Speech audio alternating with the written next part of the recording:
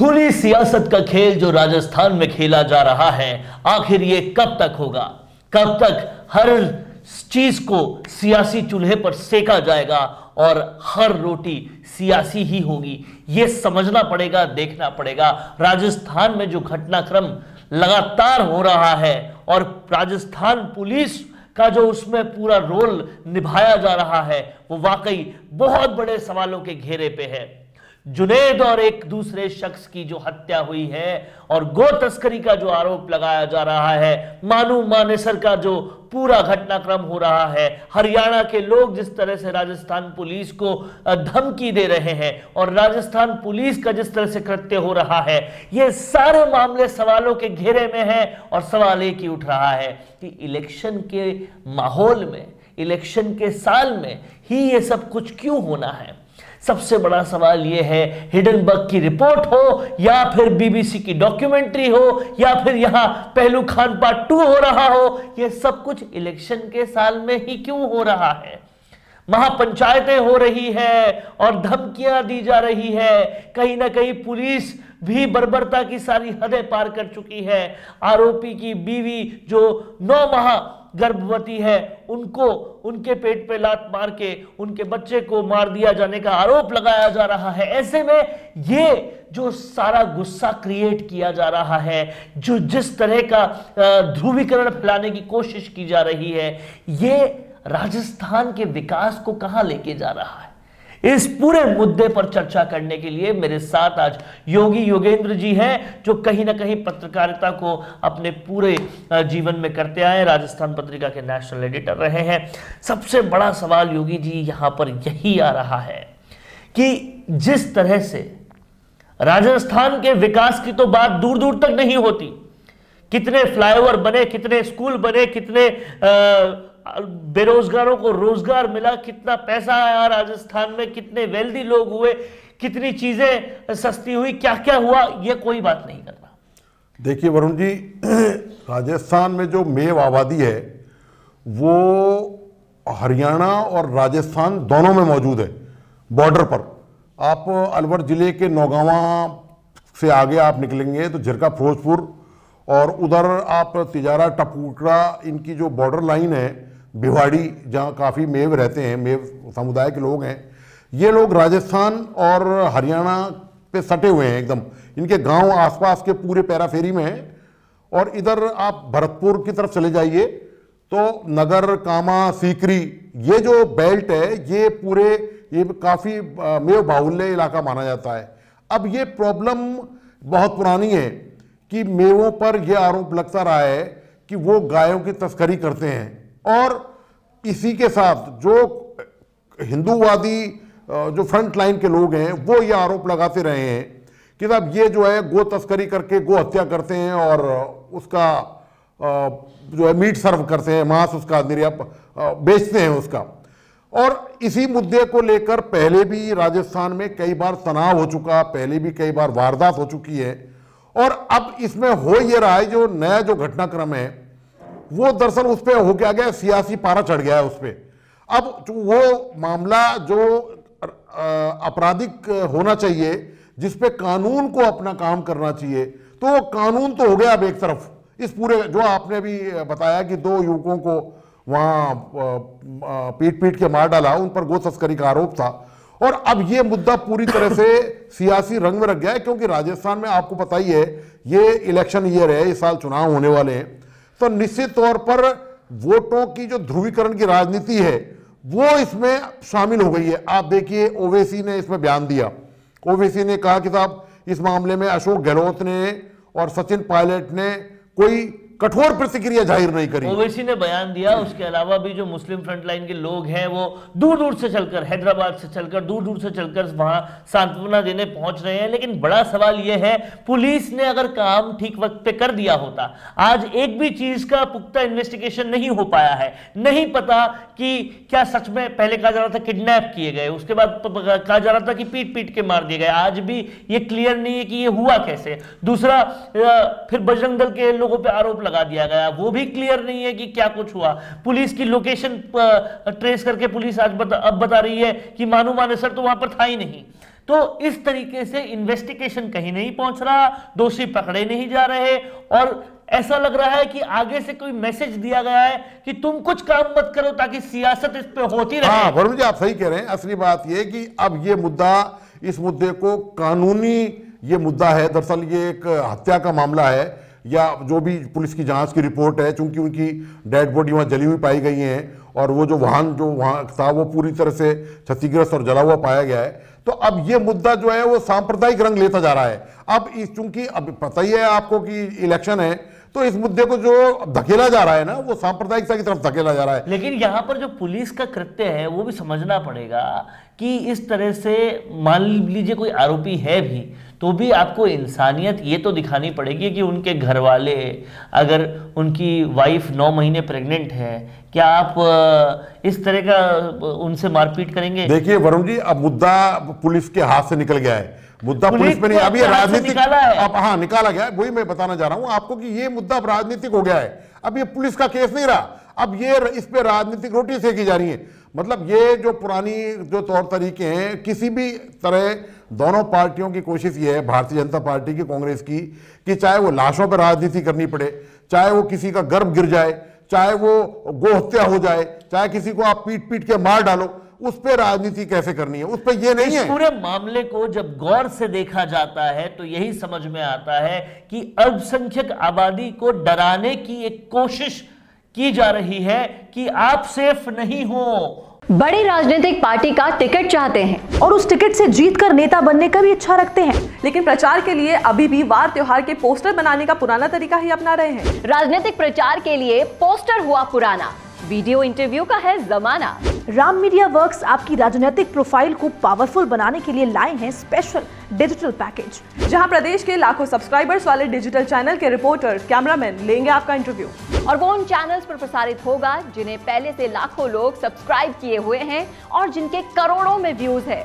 तो छोड़िए पुराने तरीके, अपने इंटरव्यू, कैंपेन्स और इवेंट को कीजिए जमे जमाए चैनल्स के जरिए वायरल। ज्यादा जानकारी के लिए नीचे दिए हुए लिंक पर क्लिक कीजिए। और आपको जो है सेफ बनाने के लिए ये वाली पार्टियां हैं, इनको ही वोट देना पड़ेगा। इस मैसेज को देने के लिए लाशों लाशें भी बिछ जाए तो कोई फर्क नहीं पड़ रहा। जी, आप जो कह रहे हैं ये बिल्कुल पॉलिटिक्स इसी पर, इस रास्ते पे चलती नजर आ रही है।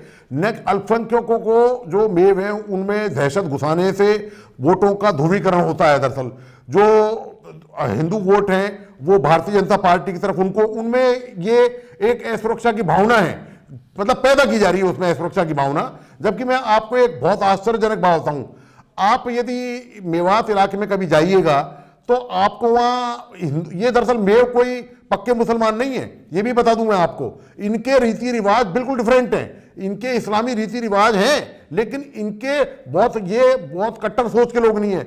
जैसा कि इन जनरल जो माना जाता है, मेव जो है वो वहां पर हिंदू मुस्लिम जो संस्कृति है वो साझा संस्कृति है उनकी। आप देखिए कि मेवों के नाम कैसे कैसे हो, राम दीन, गया दीन, मतलब इस तरह के मेवों के नाम हैं जिसमें राम नाम लगा हुआ है, भगवानों के नाम है, इंडियन जो देवी देवता हैं उनके नामों से, उनके नाम लगे हुए हैं उनके नामों के पीछे, तो उनको इस तरह से नहीं है। मतलब लेकिन हो ये रहा है, जब से इन मुद्दों पर राजनीति घुसपैठ हुई है तो इसमें सांप्रदायिक ध्रुवीकरण करने की हर बार कोशिश की जाती रही है। और मैं आपको बहुत एक तस्वीर से और रूबरू कराना चाहता हूं कि जब इससे पहले कई सारे और गो तस्करी के और कई इस तरह के और भी मामले हुए, वो भी पूरी तरह से राजनीतिक ध्रुवीकरण को बढ़ाने के लिए हुए, तब जब हमने उस जगह पर जाकर देखा, पिछला मामला जो था वो नू गांव में हुआ था, नू गांव भी बिल्कुल हरियाणा के बॉर्डर में है, तो वहां पर जब जाके देखा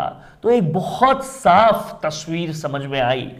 जिस शख्स पर आरोप थे, जिसकी मृत्यु हो गई थी, उस शख्स के घर जाके देखा तो वहां छत भी नहीं थी रहने के लिए।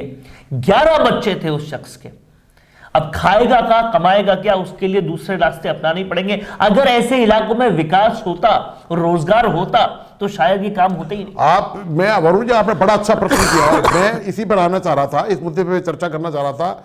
मैं ये बताना चाहता हूं आपको कि आप आजादी के 50-60 साल होने के बाद भी, इतना लंबा समय हो गया, आज भी पूरा हरियाणा राजस्थान से जुड़ा मेवात इलाका है, आप मेवात में रामगढ़, नौगांव, इनके इंटीरियर गांव में चले जाइए जहां पर बहुसंख्यक आबादी मेवों की रहती है।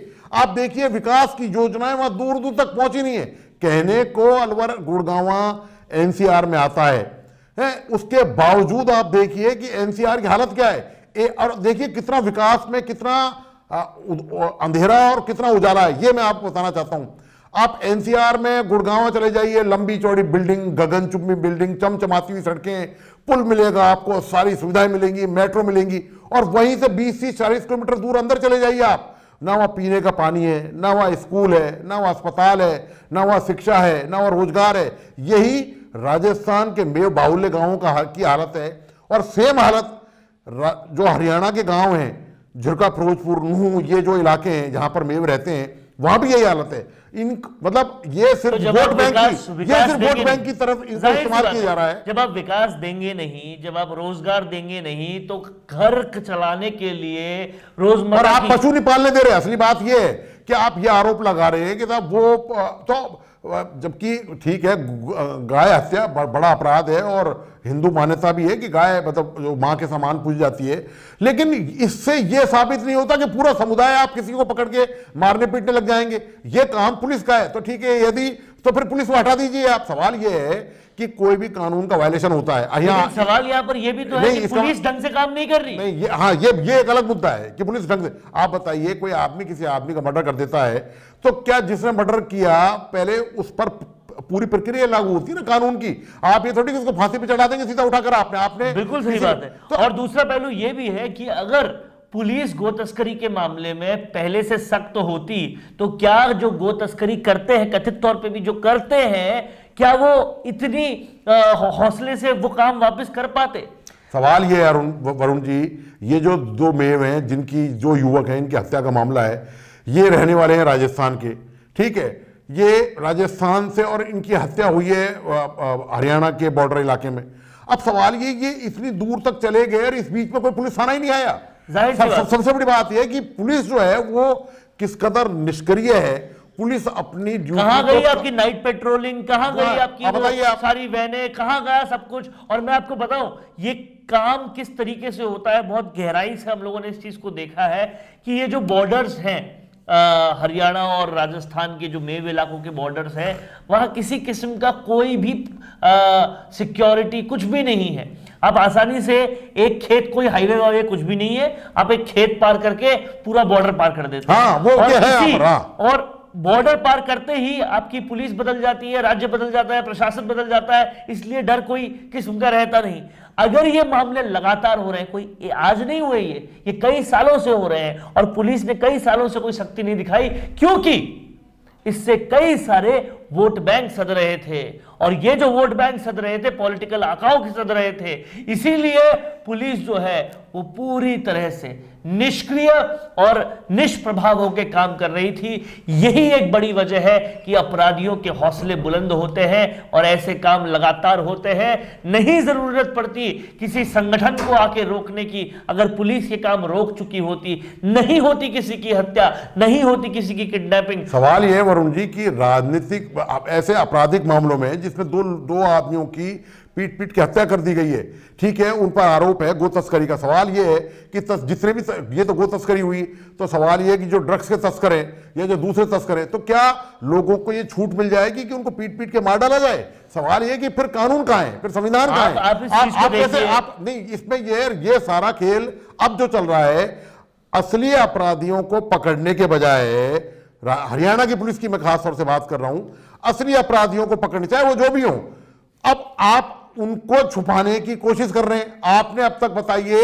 इस वारदात को 48 घंटे से ऊपर हो गए, मामला बहुत तेजी से दोनों कम्युनिटी की तरफ फैलता जा रहा है, ठीक है, शांति व्यवस्था भंग होने का खतरा खड़ा हो गया है इससे निश्चित तौर पर। लेकिन पुलिस ने अब तक कोई कार्रवाई नहीं करी है, क्योंकि ये शांति व्यवस्था जानबूझकर भंग की जा रही है, वोट मिलते हैं, सबसे बड़ी बात यह है। और दूसरा यहां पर सबसे बड़ा पहलू यह है कि चाहे किसी गैंगस्टर के गैंगस्टर बनने में या किसी अपराध के अपराध होने में पुलिस की वो इग्नोरेंस, पुलिस की वो निष्क्रिय कार्यप्रणाली हमेशा वजह रही है। चाहे आप पपला गुर्जर की कहानी देख लीजिए, चाहे किसी गैंगस्टर की कहानी देख लीजिए, पुलिस ने अगर ठीक वक्त पर काम कर लिया होता तो शायद वो अपराध इतना बड़ा होता ही नहीं, निश्चित तौर पर ही नहीं। ये बात आप बिल्कुल सही कह रहे हैं कि ये जितने भी आपराधिक मामले हैं, ये जितने भी गैंग हैं, जितने भी माफिया पनपते हैं, ये पुलिस की मिलीभगत या पुलिस के टॉर्चर करने से भी, दोनों ही बातें।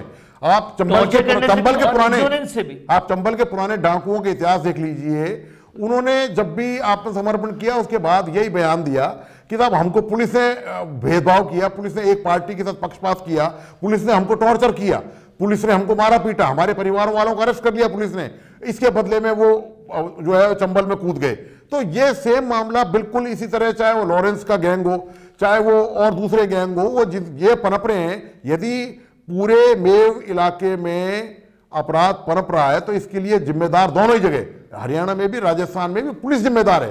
सवाल यह है कि एक बात और भी वरुण जी, जब तक विकास नहीं होगा, लोगों में जागरूकता नहीं आएगी और रोजगार उनके पास है नहीं, जो संसाधन है उनके पास है नहीं, डेवलपमेंट वहां किसी तरह का नजर नहीं आता, तो सवाल यह है कि ऐसे में युवा यदि अपराध के रास्ते पर नहीं जाए तो वो कहां जाए, आखिर ये बताइए। तो इस पूरी चर्चा का जो है वो कंक्लूजन यही निकलता है कि पुलिस, पॉलिटिक्स और कहीं ना कहीं अपराध, इन तीनों की जो विशियस साइकिल है, इसमें पिसता जाता है आम आदमी, पिसती जाती है जनता, और लगातार यही हो रहा है। न पहला ये गो तस्करी का मामला है और ना ही पहला ये पुलिस का इग्नोरेंस का मामला है, लेकिन फिर भी कोई इसके सुधार के प्रति काम नहीं हो रहा। और ये जो है वो जनता भी समझती है कि किस तरह से वोट लेने के लिए क्या कुछ किया जा रहा है। आप देख रहे हैं राजस्थान संवाद। कैसी लगी आपको ये चर्चा और ये विश्लेषण? अगर पसंद आया तो ज्यादा से ज्यादा इसको शेयर करना बिल्कुल ना भूलें। नमस्कार। कैसा हो अगर आपकी वीडियोस की सारी नीड्स का आपको एक ही जगह सॉल्यूशन मिल जाए तो, और वो भी हाई क्वालिटी, फास्ट और अफोर्डेबल अंदाज में। और जरा सोचिए कैसा हो अगर उसी सॉल्यूशन में आपको मिल जाए प्रोफेशनल एक्टर्स, पूरा वीडियो प्रोडक्शन हाउस और हाईली प्रोफेशनल वीडियो एक्सपर्ट्स, और वो भी बहुत ही कॉस्ट इफेक्टिव तरीके से।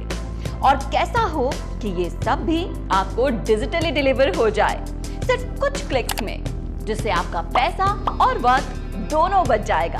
तो अब ये सब कुछ हो सकता है मिशी मीडिया सॉल्यूशंस के साथ। वेलकम टू मिशी media solutions, your one stop solution for fast and affordable videos for business promotion. तो आज ही कॉल करें स्क्रीन पर दिए गए नंबर्स पर या फिर लॉग इन कीजिए हमारी वेबसाइट पर